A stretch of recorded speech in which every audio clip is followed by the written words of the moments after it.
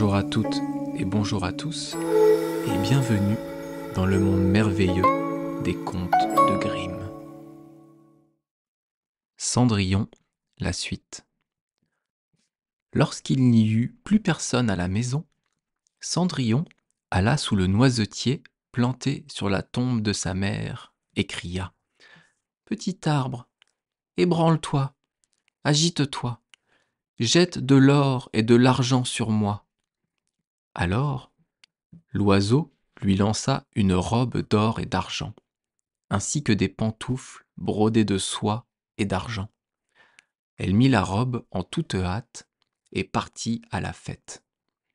Ni ses sœurs, ni sa marâtre ne la reconnurent, et pensèrent que ce devait être la fille d'un roi étranger, tant elle était belle dans cette robe d'or. Elle ne songeait pas le moins du monde à Cendrillon, et la croyait au logis, assise dans la saleté, à retirer les lentilles de la cendre. Le fils du roi vint à sa rencontre, la prit par la main et dansa avec elle. Il ne voulut même danser avec nul autre, si bien qu'il ne lui lâcha plus la main, et lorsqu'un autre danseur venait l'inviter, il lui disait : « C'est ma cavalière. » Elle dansa jusqu'au soir, et voulut alors rentrer. Le fils du roi lui dit : « Je m'en vais avec toi et t'accompagne. » Car il voulait voir à quelle famille appartenait cette belle jeune fille. Mais elle lui échappa et sauta dans le pigeonnier. Alors, le prince attendit l'arrivée du père et lui dit que la jeune inconnue avait sauté dans le pigeonnier. « Serait-ce Cendrillon ? » se demanda le vieillard, et il fallut lui apporter une hache et une pioche pour qu'il pût démolir le pigeonnier. Mais il n'y avait personne dedans. Et lorsqu'ils entrèrent dans la maison, Cendrillon était couché dans la cendre, avec ses vêtements sales, et une petite lampe à huile brûlait faiblement dans la cheminée. Car Cendrillon avait prestement sauté du pigeonnier par derrière et couru jusqu'au noisetier.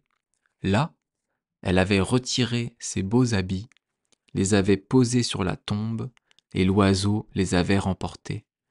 Puis, elle était allée avec son vilain tablier gris se mettre dans la cendre de la cuisine.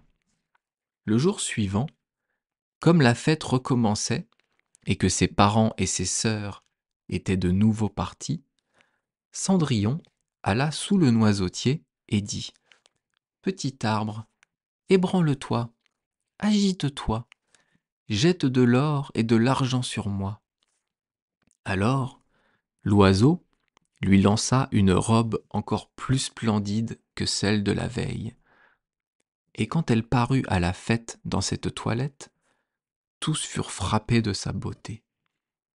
Le fils du roi, qui avait attendu sa venue, la prit aussitôt par la main et ne dansa qu'avec elle. Quand d'autres venaient l'inviter, il leur disait : « C'est ma cavalière. » Le soir venu, elle voulut partir et le fils du roi la suivit, pour voir dans quelle maison elle entrait.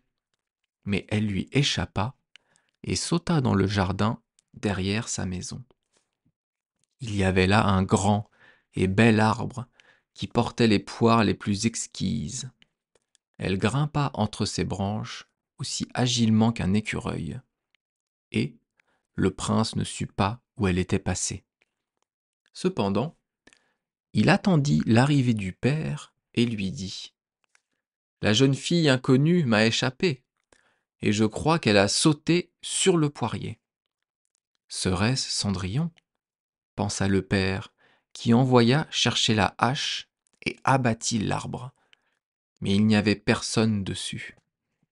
Et quand ils entrèrent dans la cuisine, Cendrillon était couchée dans la cendre, tout comme d'habitude, car elle avait sauté en bas de l'arbre par l'autre côté, rapporté les beaux habits à l'oiseau du noisetier et revêtu son vilain tablier gris. Le troisième jour, Quand ses parents et ses sœurs furent partis, Cendrillon retourna sur la tombe de sa mère et dit au noisetier : « Petit arbre, ébranle-toi, agite-toi, jette de l'or et de l'argent sur moi. » Alors, l'oiseau lui lança une robe qui était si somptueuse et si éclatante qu'elle n'en avait encore jamais vu de pareille, et les pantoufles étaient tout en or. Quand elle arriva à la noce dans cette parure, tout le monde fut interdit d'admiration.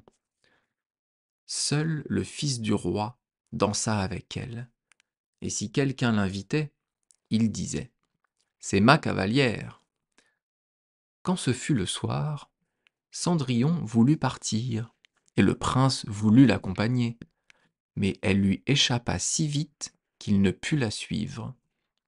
Or, le fils du roi avait eu recours à une ruse. Il avait fait enduire de pois tout l'escalier, de sorte qu'en sautant pour descendre, la jeune fille y avait laissé sa pantoufle gauche engluée. Le prince la ramassa. Elle était petite et mignonne, et tout en or. Le lendemain matin, il vint trouver le vieil homme avec la pantoufle et lui dit : « Nulle ne sera mon épouse que celle dont le pied chaussera ce soulier d'or. » Alors, les deux sœurs se réjouirent, car elles avaient le pied joli.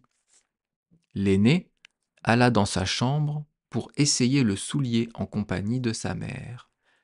Mais elle ne put y faire entrer le gros orteil, car la chaussure était trop petite pour elle. Alors, sa mère lui tendit un couteau en lui disant : « Coupe-toi ce doigt. Quand tu seras reine, tu n'auras plus besoin d'aller à pied. » Alors, la jeune fille se coupa l'orteil, fit entrer de force son pied dans le soulier et, contenant sa douleur, s'en alla trouver le fils du roi. Il la prit pour fiancée, la mit sur son cheval et partit avec elle.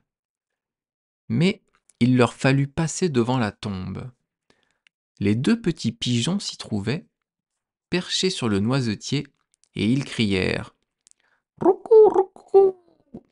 Et voyez là, dans la pantoufle, du sang il y a rou. Bien trop petit était le soulier, brou, brou.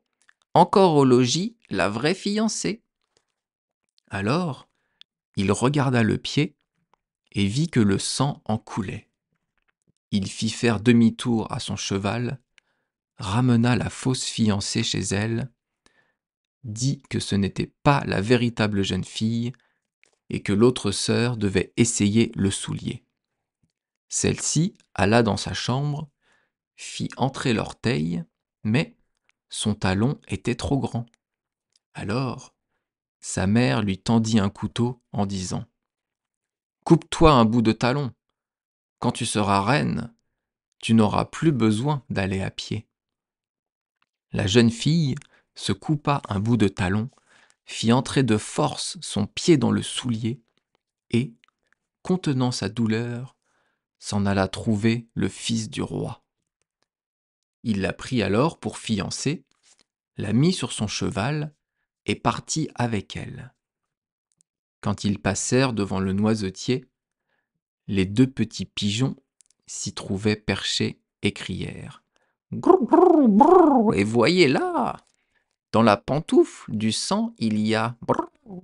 Bien trop petit était le soulier, brrr, brrr, encore au logis, la vraie fiancée. » Le prince regarda le pied et vit que le sang coulait de la chaussure et teintait tout de rouge les bas blancs. Alors, il fit faire demi-tour à son cheval et ramena la fausse fiancée chez elle. « Ce n'est toujours pas la bonne, dit-il. N'avez-vous point d'autre fille ? » « Non, dit le père. Il n'y a plus que la fille de ma défunte femme, une misérable, Cendrillon, malpropre. C'est impossible qu'elle soit la fiancée que vous cherchez. » le fils du roi dit qu'il fallait la faire venir. Mais la mère répondit: Oh non, la pauvre est bien trop sale pour se montrer. Mais il y tenait absolument et on dut appeler Cendrillon. Alors, elle se lava d'abord les mains et le visage. Puis, elle vint s'incliner devant le fils du roi qui lui tendit le soulier d'or.